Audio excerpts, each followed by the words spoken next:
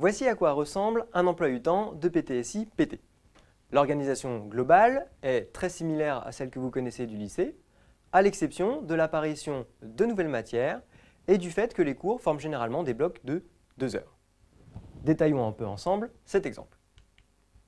La PTSI est une filière scientifique qui s'articule autour de 3 matières principales passionnantes qui sont les mathématiques, la physique et la SII, sciences industrielles pour l'ingénieur. Matière probablement nouvelle pour la majorité d'entre vous.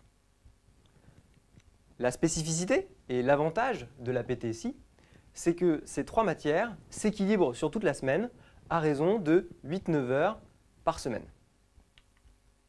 Chacune de ces matières est découpée en temps de cours, de travaux dirigés en demi-classe, mais aussi pour la physique et pour la SI, des temps de travaux pratiques en demi ou tiers de classe. L'emploi du temps prévoit également des heures et des TD d'informatique. Outre toutes ces matières scientifiques, la formation présente également un pôle littéraire très important pour les concours.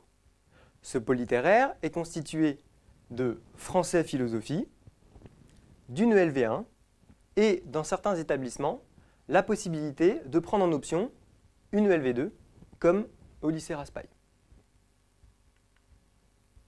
Enfin, une dernière matière à raison de 2 heures par semaine, les TIPE, travaux d'initiative personnelle encadrés, qui consistent en l'élaboration d'un projet scientifique que les étudiants doivent présenter à l'oral du concours. La prépa ne serait pas aussi rigolote sans des temps d'examen.